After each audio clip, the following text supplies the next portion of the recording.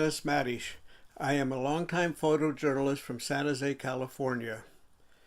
At a very young age, my parents would pack my brothers and myself into the family car and we would head out to San Jose Speedway. The sights, sounds, and smells of that experience on my young mind left an impression that led to a lifelong love affair with the sport of auto racing.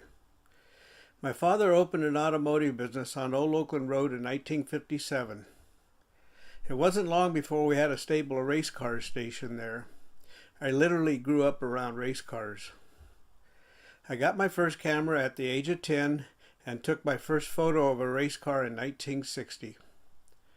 I had my first photos published in 1972, followed a few years later by my first story.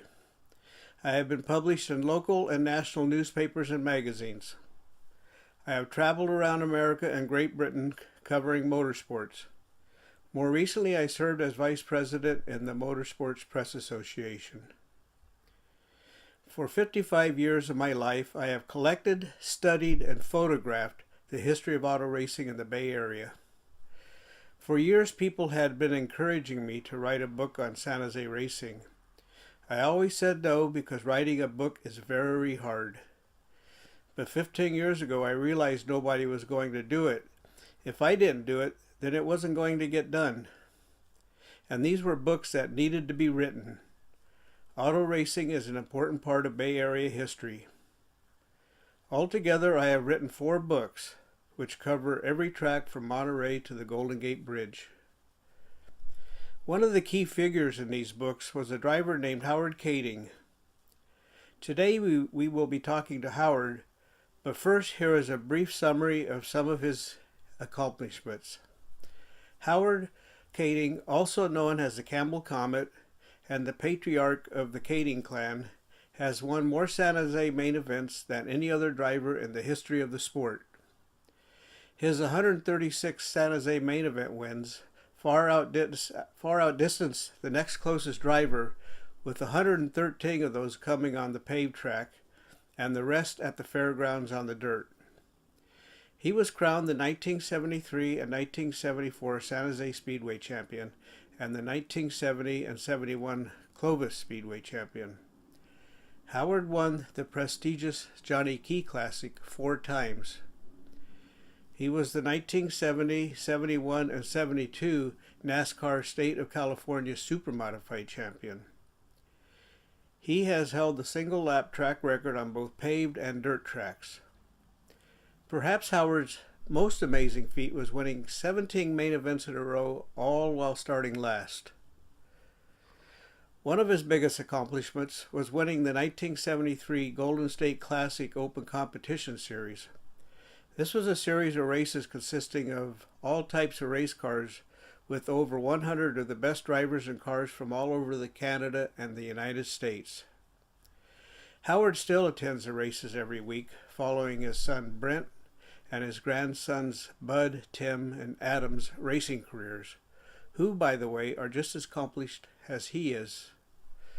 Now I would like to turn it over to longtime driver, official, and promoter Steve Hazelton, who will be conducting the interview. California. This is the shop of Howard Kaeding, who was just featured recently in Rust magazine as a longtime successful racer here in San Jose and around the state. I am adding this into the other interviews. We're trying to capture people's lives in video format, and so I'll be interviewing Howard here with some questions that are a little bit different than most people know. Most people know Howard for his racing accomplishments, but let's see who Howard the guy is, how he got started, and how any one of us watching this video can learn about Howard's history. We're here at your shop, longtime racer. In Rust magazine, they interviewed you a while ago, and that's what a lot of the questions are based on. Okay, in your autobiography, your family moved to California from Nebraska. Is that correct? In 1938? Actually, it was 36. Okay. Let's see how good you remember We it. moved to California. The Dust Bowl brought us to California. Right. Do you remember the Dust Bowl at all? Only by pictures that my mother had with dust blowed up clear up onto the edge of the barn's roof, like snow does up at Tahoe. There was, I know that in Oklahoma originally, but it was the same, probably the same climate then. Well, the Dust Bowl was from Canada to the Mexicans border and beyond. Okay. But the worst spots was in Oklahoma and then the surrounding states. And then at that same period of time is that Washington, D.C. hadn't made any movement on it. The Depression was the big thing at that time too. But the Dust Bowl was worse than the Depression. And when the Dust Bowl came, when a little dust entered Washington, D.C., they took alert of that happening, and that's when they started the Agriculture Department of the United States and started teaching people how to plow and do things Different. systematically, I'll use, Okay. of today's ways. Okay, so then, what do you remember about arriving in California as a kid?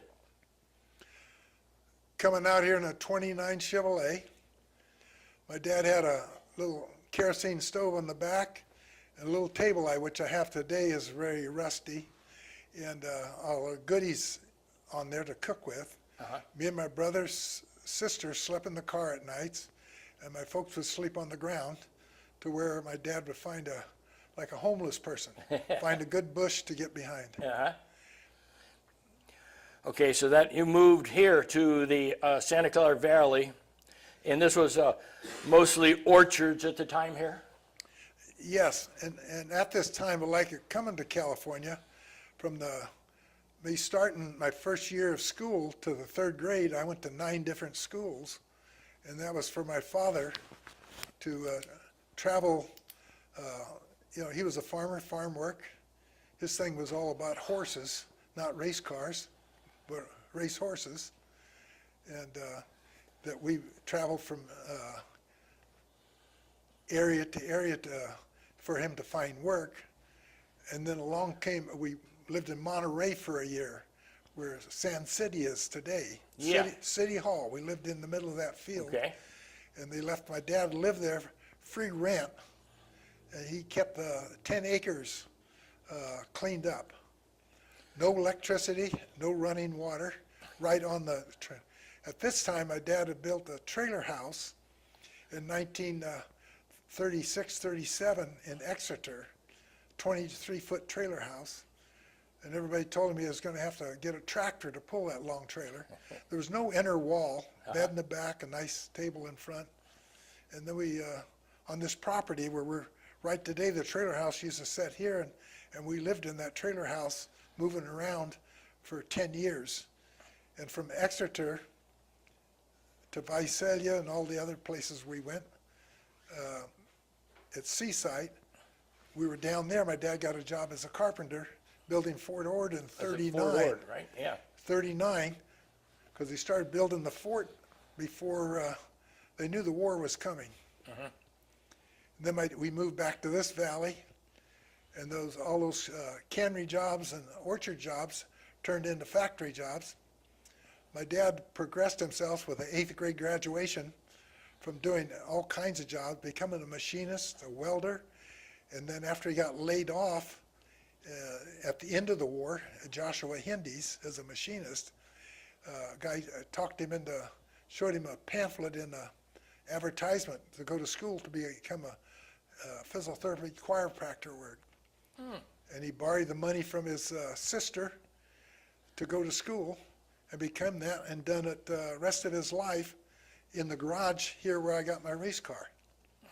Hey, there we go.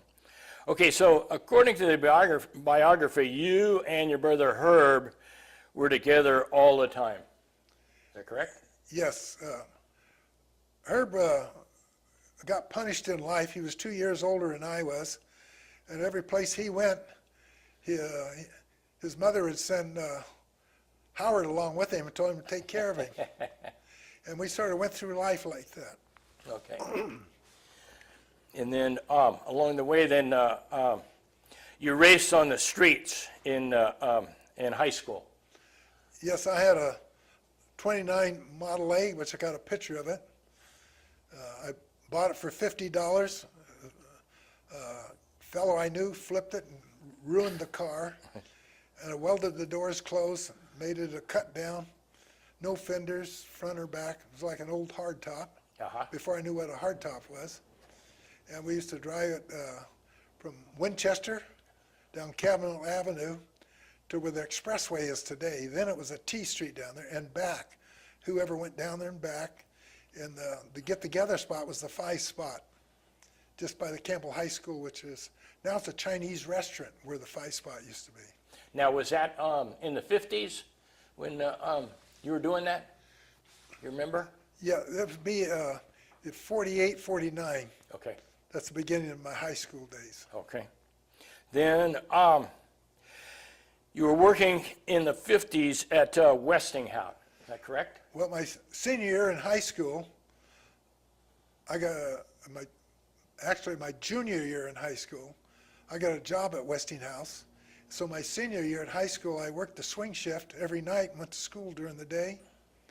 In that period of time there, I bought a 1938 Harley 61, and I still own the buddy seat today in my garage here. And later in life, I sold that motorcycle to my brother, and then he sold it.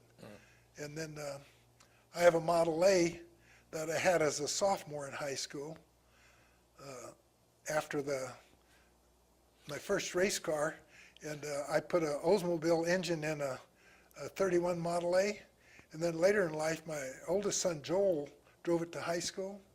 And then I gave it to Brent, and Brent has it today as a super hot rod with sprint car rear end, quick change, front axle, 410 Schaefer aluminum motor in it, air conditioned. And it's really a beautiful all black car.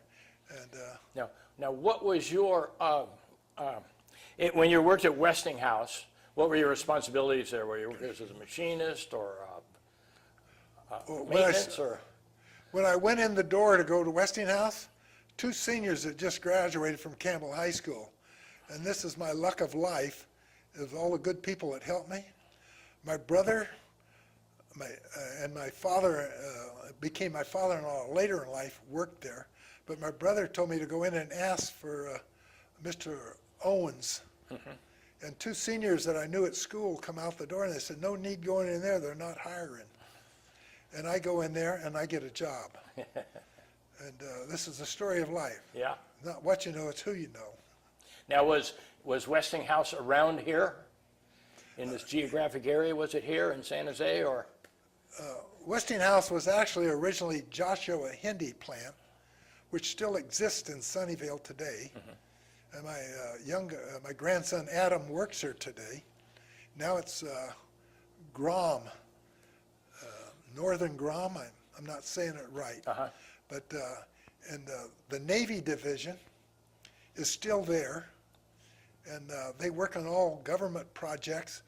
But Joshua Hindi's moved to Sunnyvale in 1906 when the earthquake came. They were in San Francisco, and they were built farm equipment.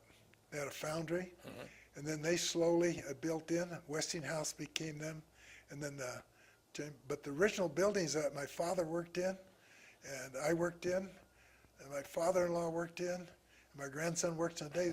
Some of those buildings are still standing, and they're working in them today, and the Navy division is there. They built a lot of stuff for submarines there. So what was your responsibilities at work normally?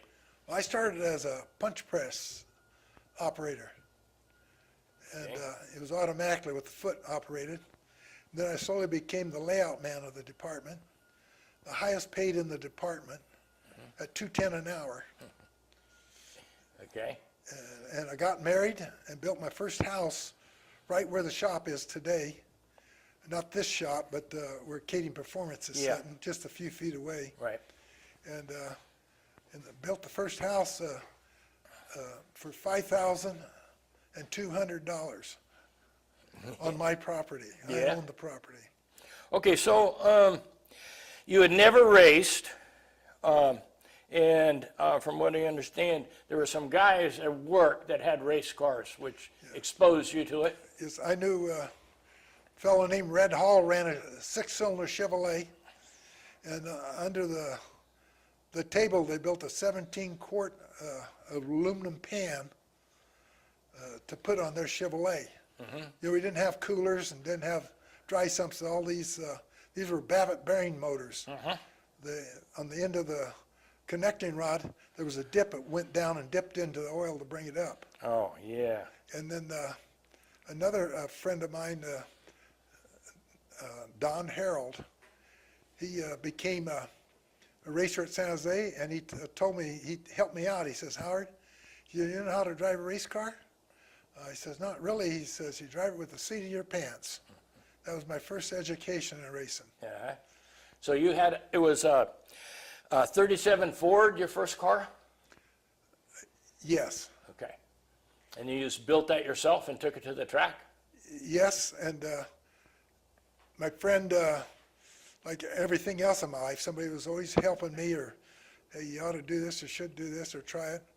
But there's one fellow that helped me a lot in my racing from there was Vern Harrington, which we've done a lot of things in my life later. But Vern, we took a floor jack, put it under the front end, took a rosebud, put it on the front axle, and let the jack down, and would jump on that axle till we got the camber where we wanted it, using a level, stood up by the tire. Okay. And little things like that. And my whole career become by technology of somebody showing me something. Some good luck. So did you tow it, or did you have a trailer then? I towed it on the ground. Okay. My tow bar was a wishbone off of another 37 Ford with torch holes through, with bolt holes that hooked on the front bumper. And I used to tow it to Clear Lake. My first main event I ever won in this car, it was at Clear Lake, and my number was 281, which was what the Northern California Auto Racing Association gave me.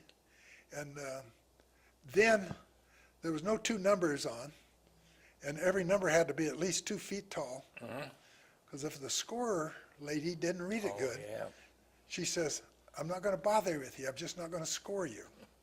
They didn't like black letters either then, I think. No. As I remember, because the scorer couldn't see them. Correct. All right, so then, so when you built a car, were you making rims then? Or was that along that time, or did that come along later? About 4 years later or so, because my brother wasn't racing. He used to come around and help me, but he had a family then.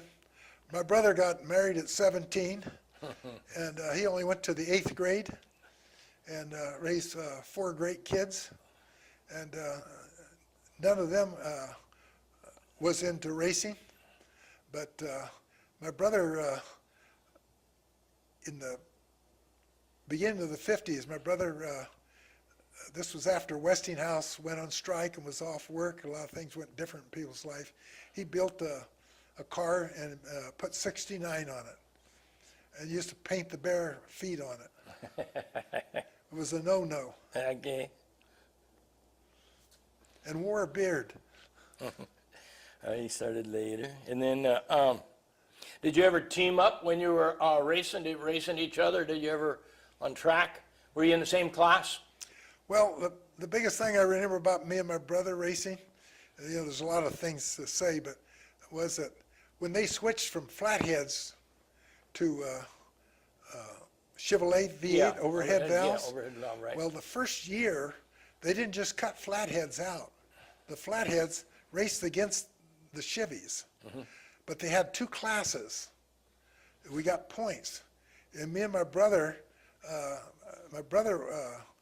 won San Jose Speedway, and I won Fresno Speedway with a flathead. But there was, I wish I could come right off the top of my head who won the track champions with the silver, but probably like Rick Henderson. Okay. Or Dean Holden, one of those. Remember that name, yeah. Because Dean Holden was my hero in racing at the beginning of my life. He was a real gentleman. You probably got the same demeanor that he had, because I always know that you always had a real good demeanor. If I went to the pits and interviewed you, because I used to write a little bit for Martin in San Francisco from the paper, and you were always easygoing and gentleman to everybody. Yeah, and Rick Henderson was the same way. He was. I remember Rick Henderson was the first guy to come to the Speedway and had the 3/4-ton axles in the back of his car. Yep. And this is where I always say technology is what wins races. Yeah. And money. The 3/4, yeah, so you'd have, And a decent driver helps. yeah, there you go. So, what were you doing when Brent was born? What was your position racing when Brent was born? Well, I was racing before any of my children were born. Correct. And we just slowly going to the racetrack. And my good fortune in my life, I was saying, it's all the good people around my life that made me, was my wife. Mm-hmm.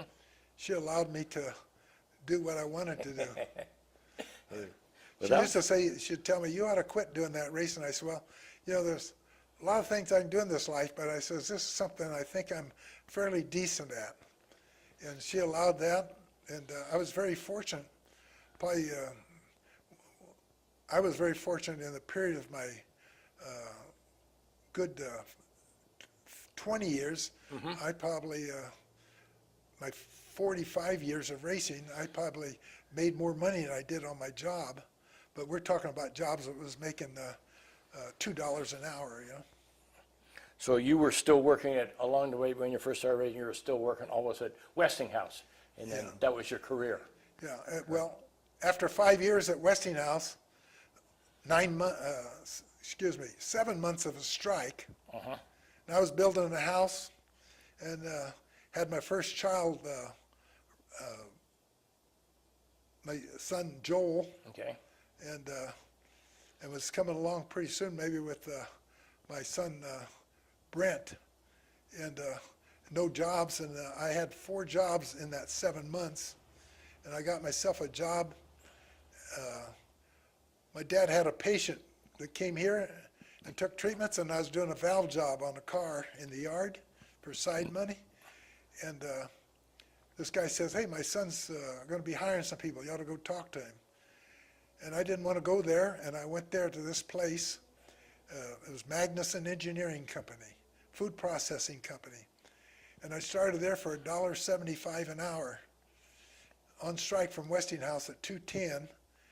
And during that period of the 7 months, they finally called me back to work. Well, I liked the $1.75 an hour job so much, I went up and quit the $2.10 an hour job and stayed at Magnuson for 35 years. Okay. Yeah. And had been offered $10,000 a year to go to similar business or other companies, and I would never move from where I did, because I was so pleased and tickled with the people I worked with.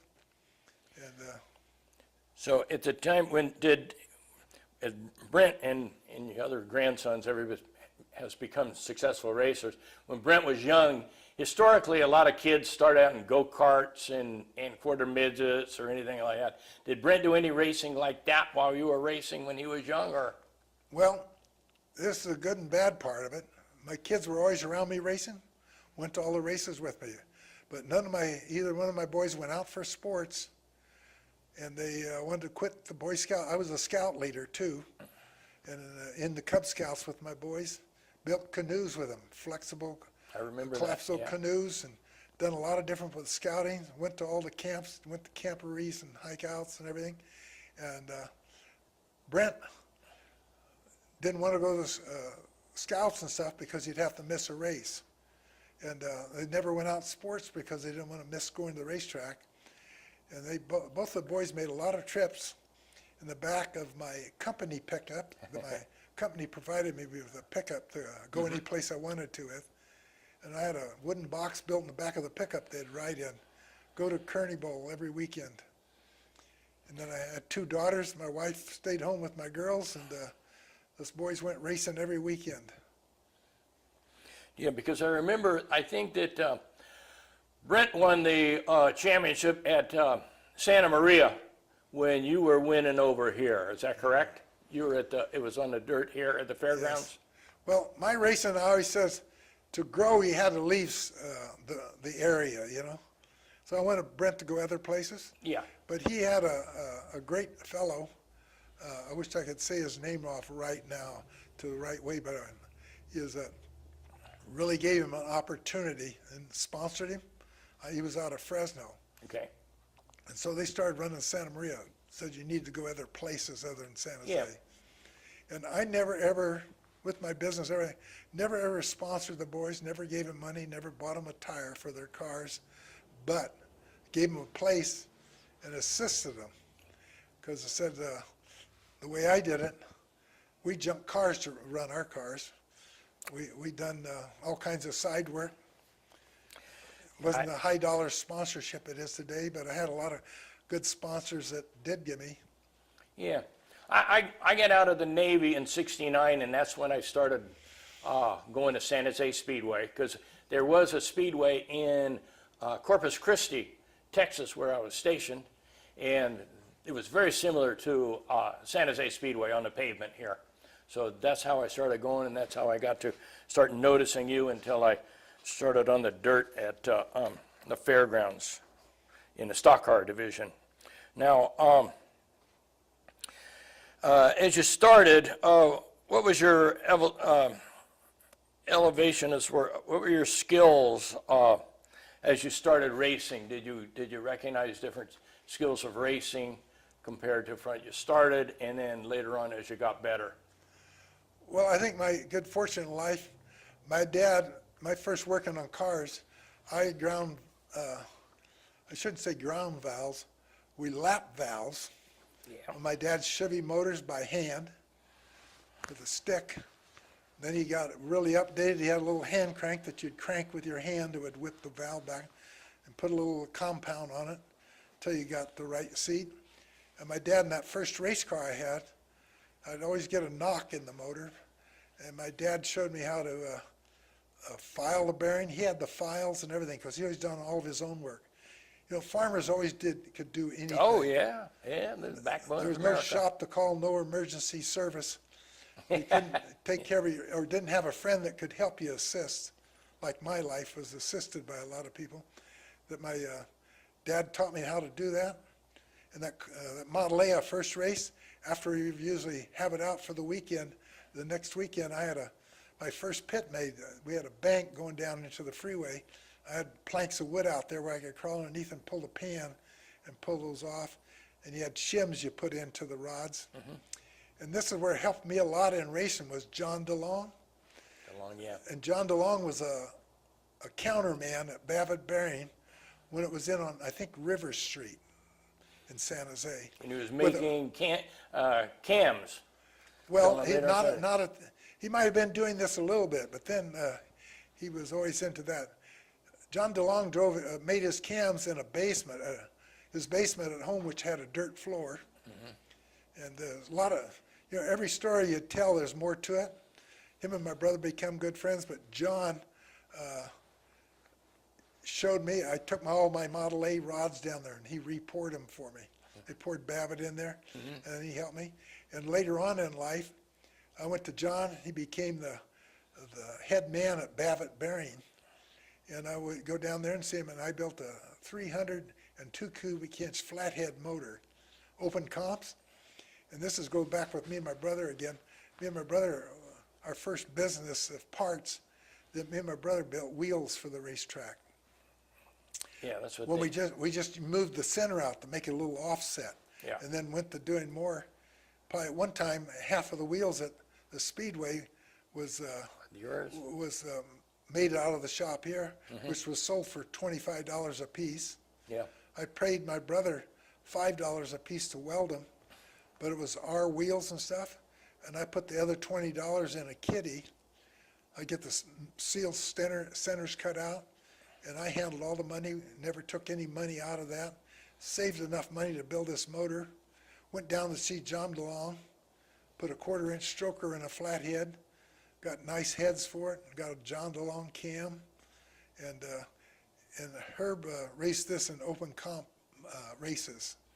Okay, so now when you started racing and you were the new guy on the block, did you get any respect from the other racers who were there as far as, you know, you're the new guy and then you're going to be part of the racing? So the guys that were used to racing all the time, did they give respect to new guys or? Well, I think it was a little more like NASCAR today. It was bump and run, you know. And some people are more accused of more bumping than running, but so a lot of times it was just trying to do better and handle the cars. You know, I remember. it's a different game. I remember getting run into the front straightaway at San Jose after here was my new car just demolished, but I was back the next week. But it's a rough game. Yeah, and there's so many stories in between there that flashes through my head, like with John DeLong coming up with my brother. Him and my brother were really good. We run the 69 car. I used to run the 69 car at Clovis. My brother didn't go down there. I drove for Al Jorgensen out of Sanger, Circle 61. And but when I went to, Jorgie didn't run the half mile. I'd take my brother's 69 car down there and race it. Go down there. Told my brother didn't go with me or nothing. I just went down there by myself. Then later, as we come along, that my brother ran Marshbanks, and they had a road course racetrack there. I always remember Dick Overstreet won it with Where was that at? Marshbanks, Hanford, Oh, Hanford, okay. where Yeah. they had the Indy track for 2 years. Yeah. And they had the original track was a half-mile pavement. And when I say half-mile, it was a lot bigger than San Jose. One end was flat, the other end was about the height of the crossbars and the telephone pole, and had an outhouse in the center of the racetrack. I remember that because I used it a couple of times, because my dad always had outhouses at home. Anyway, and we raced there, and then later I had a tough wreck at that track there. Joe Lobia hit the fence and his fuel tank came out in the track. I ran up over it with Al Jorgensen's car. And I went to the burn center in Fresno and had a concussion and different stuff. And there's a lot more to that story to tell.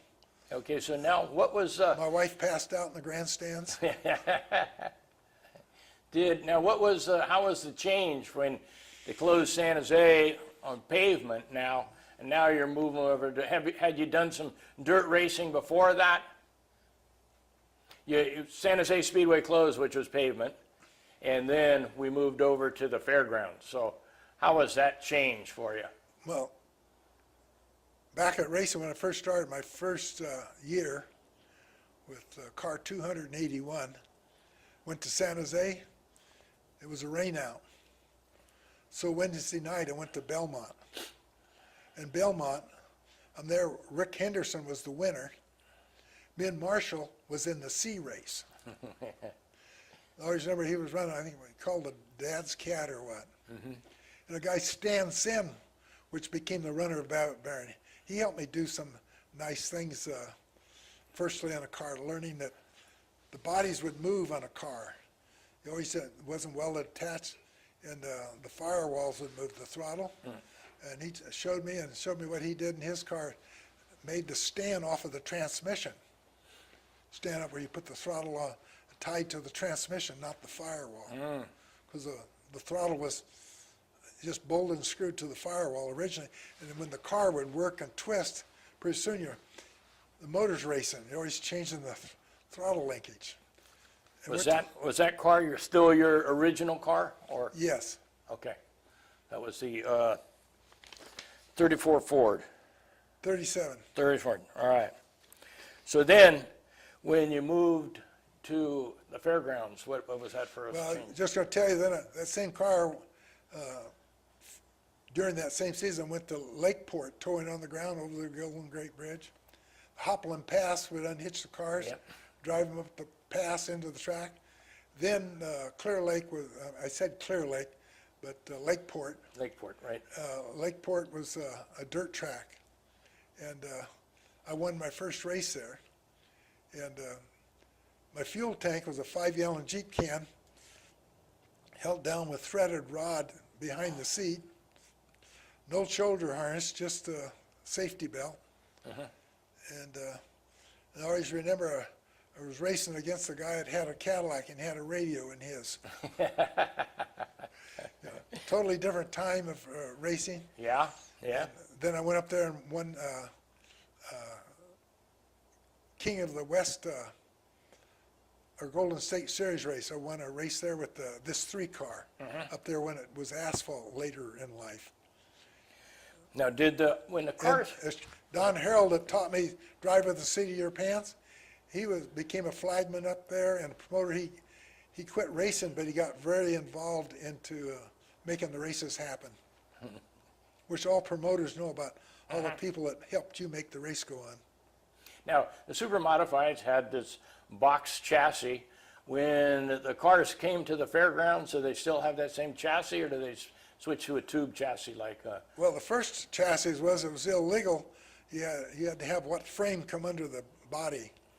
And it had, like, if you had a 32, it had to have that certain little swoop in the frame. They could just walk over your car and tell if it was legal or not. And that's one thing I learned about racing later. The technology a few years later when I started doing better in racing, like guys like our friend Ray Ranieri, that they knew, like when I started racing, I didn't know what stagger was. Guy asked me, Howard, when did you learn about stagger? Now, don't lie to me. Stagger, yeah. And I says, I won't lie to you because I didn't know what it was. I said, now a 10-year-old kid in the grandstand knows what it is. And guys like Ray Ranieri and all the topper drivers knew the technology, stagger, and tied weight to we didn't have locked up rear ends, tied weight or poured lead in the left rear housing to keep that tire down for more drive. Yeah. And I learned technology. Hoot-eye shock was only allowed to run stock shocks. And to take that fitting out where the little breather hole was, instead of keeping oil in that shock, you put a grease fitting in it. You pump that shock full of grease where you get more pressure in. And that's why I said I learned at the beginning, but never ever kept up with it well enough.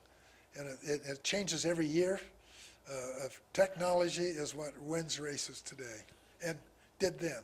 Yeah. Well, I didn't have a locked rear end. You could just take the rear end and you could weld up the spring gear. Yeah, but they would check you, and you'd be you would be kicked out, or you'd be checking for that. But some guys get away with it for a while. Yeah, yeah. Even guys put different size pistons in a motor, and they didn't know how to check a motor. And like Ray Ranieri, they used to cut their frames and step and put weight in their car, and you were illegal to cut the frames, but they'd done it to do it. Or intake manifolds, they learned early in life.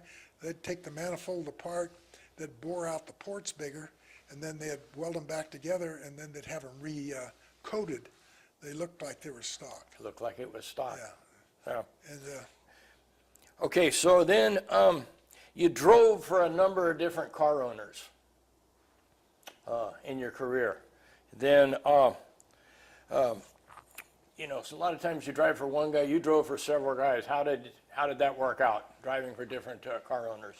well, after my first few years of racing, most of my career, my 45 years of racing, most of those years I drove other people's cars. Yeah.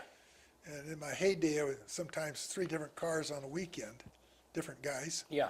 But my first car was mine. Then later I drove for Darrell Kinsey.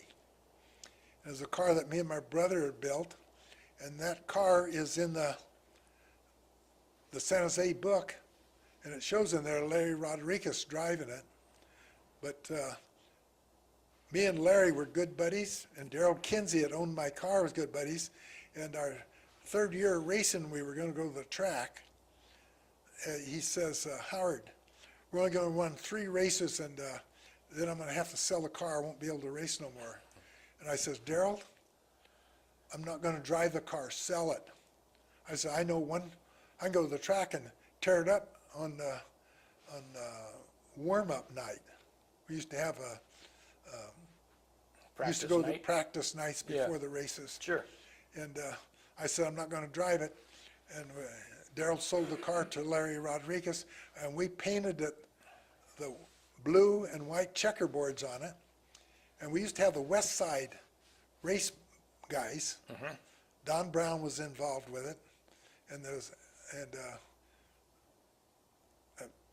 my brother and I, the other, even had the West Side San Jose teams that had jackets that probably had 40 or 50 jackets at one time. It was in this area, you know, the members of the teams and stuff all had them. Yeah. And all the jackets were made the same.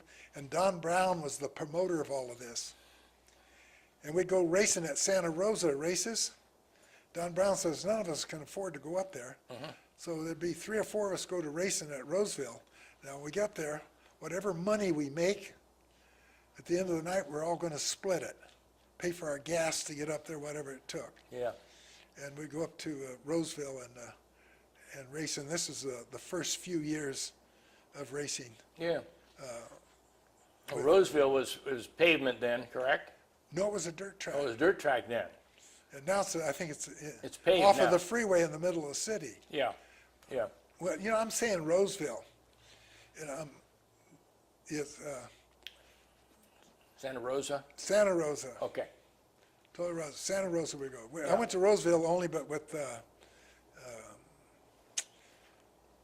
open competition races, Yeah. which I'd won a race there with this. I raced there when it was dirt and asphalt. Now, when you changed cars for different drivers, did you have to go through car setup, or were they ready for your style of racing, or what? Well, a guy had asked me, he said, Howard, you want the car set? I said, well, let's let me go on the racetrack, then we'll talk about what I think we maybe ought to do. Because sometimes I get in a car better than I ever drove.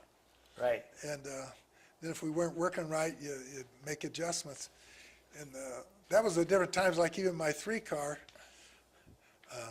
I had a guy that always helped me, John Scadden, and a lot of other guys that helped me over the years too. But John, at one time with this car, I didn't allow nobody to turn a bite bolt. I turned and made all my setups and drove, but we worked together and done it. And setting my car was up, I had nails drove in the pit area. I try to park the same place and paint white lines and drive my car in the same place and jack it up and stick my toe underneath of the right rear tire to tell how much bite in it. And that's something in racing too, of technology, big time, was how to put a weight in the car. It first started putting bolts in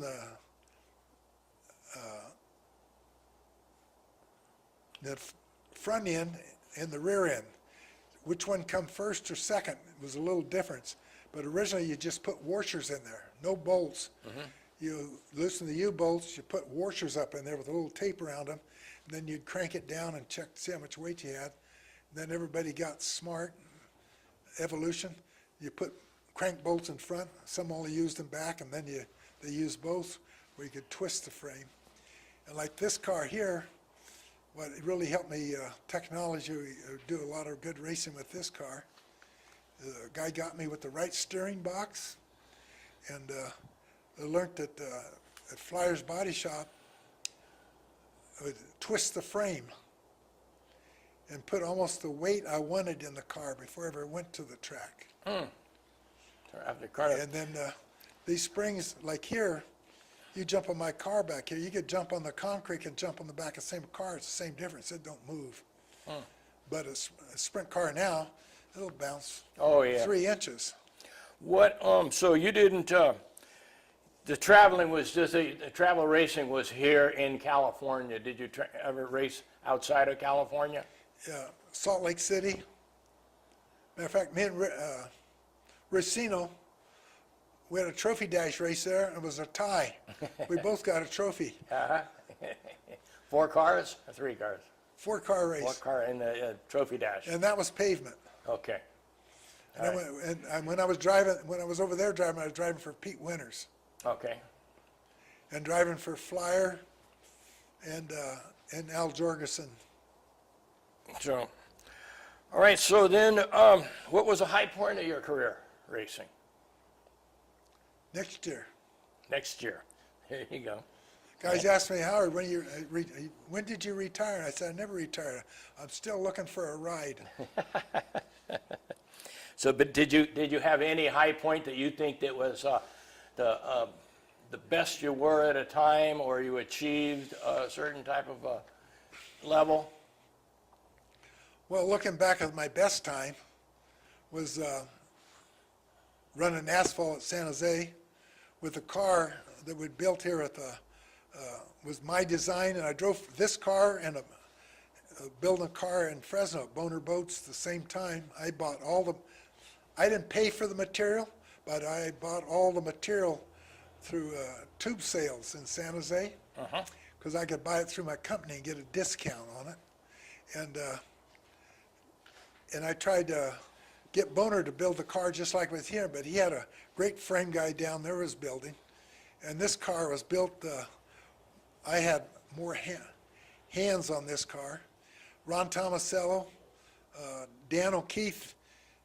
I was a welder, and I welded in high school, and I made my own trailer in high school for a farm trailer. But I learned to weld, but never heliarched. But I learned to heliarch on this car, Yep. which the guy that helped me build the frame on this. There was Bob Dodge and Flyer and Tomasello were all involved in it, but everybody had their specialty. And Dan was a top German welder for FMC, and done a lot. He was really down. Had a O'Keefe's body shop. Matter of fact, we used to run it on the wing instead of Flyer's body shop. And he worked on it all the time with me. So what did you think about at San Jose, which was pretty unique, always starting in the back? You know, the main events were all inverted so that fast guys were in the back. Well, when I come back then, they called handicap points. Who had the most points, the top runners, Right. would have to start in the back. So, I mean, you could stroke qualifying, and you still start in the back. And that's the way it was done, even your heat races and stuff. And, I know myself, I benefited by that because I'd be starting up front all the time, and then everybody go by. I'd wait for actually the guys to come around and race someone. But the advantage, you know, there's the technology advantage and the rules made it. But the good days of then is that didn't go back to the last lap on the yellow. You raced to the yellow. And if you were back there coming up, and you were like be NASCAR, you were good enough, you know, the high speed tracks. Yeah. You were good enough to weave and get around and to be alert. You could move ahead when there was a spin out or a crash to move forward. You know, everybody wasn't going making perfect laps around the track, and you had to pass everybody. You got to pass by being heads up and getting by certain incidents. So what was, did you have a low point in your career?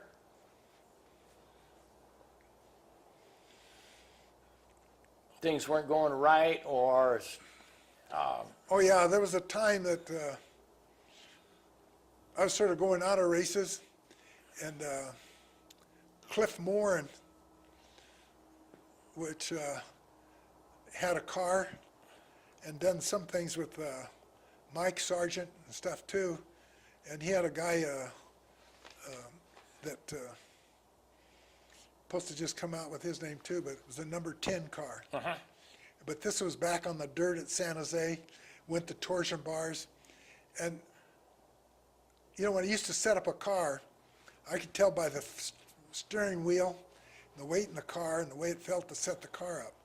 But then they come along and put power steering in, put coils under them, and there was a whole new technology level to learn. And you know, then where we jacked up a car and check under the wheels, then it come to me. They used to measure from the torsion bar from the ground up. depended how level the ground was if you done it at home in the garage, but got to the racetrack, you never know if you had a little pit hole or the dirt in the wheel. So did you ever drive a midget? At San Jose Speedway, I drove it for our promoter out of San Francisco. He helped me with the London's, Jack London. Jack London, yeah. I drove for Jack London at San Jose when they have a midget race at San Jose. Okay. He'd call me up and give me a ride in a car to promote that I was going to be there. Yeah, yeah. You know how the promoters. Yeah, oh, That's I what know makes, all about it, sure. Grandstand's what makes racing. Yeah, yeah, sure. So how did you like that, a midget compared to super modified, let's Well, say? the ones I drove only had a sissy bar behind your head, Yeah, but I never had no luck in those midgets because the one I got, I used to say, don't know if he made the car that way. The thing would be jumping out of gear. I was trying to hold it in gear and drive with it. Oh, and yeah. I ran good and done some things, but never. but you'd be pretty big for a midget compared to all the small guys that are out Yeah, there. my brother drove a midget before too, but when my brother got down in the midget, they'd have to take the steering wheel off to get him out. They didn't have quick Didn't release have steering quick wheel. change, yeah. And he drove. Shiny Watkins used to drive for the same fellow in San Jose. Supposed to come. He had a midget he ran for years too. Fellow in San Jose. Because I used to hang around with Floyd Alvis and all the guys coming along, midget guys. Okay, so what would you like to pass on to racers about Howard Kaeding racing? You know what I've told everybody? Brent has really helped a lot of people in racing, including his dad, and by giving me the devil. Brent used to take guys, go to the racetrack and work with them in the track when to get off the brakes and put cones on the track. Done a lot of great things in that regards, and all about stomping, steering. And he says if you don't come in with the brake leg, it's not. Cars change too as we come along too. You know, you had to use that brake. You had to run them in hard and deep. And I used to say at San Jose Speedway, it says the winner is the guy who lifts last. Yeah. And San Jose was where the slide, they used to call it the San Jose slide, who could run it in the deepest, down and up and slide up across the front. But now, you can go to the sprint car race and see it going on in both corners. And the technology of the car setup and the horsepower, you know, to break the wheels loose. Yeah. It's all about throttle control and brake control and steering and just the talent of the individual driver. But it comes back to technology of setting the car up.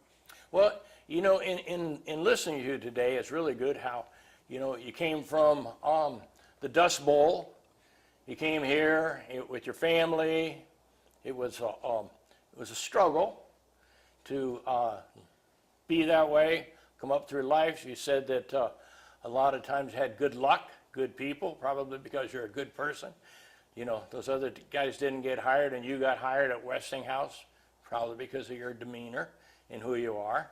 And I've watched you for a long time and known Brent and your kids, and I think that I did a big interview at Placerville asking Tim about that and family. It's very unique to have a positive family. There's a lot of racing families I've seen that don't really have the same positive attitude that you have passed on to your family.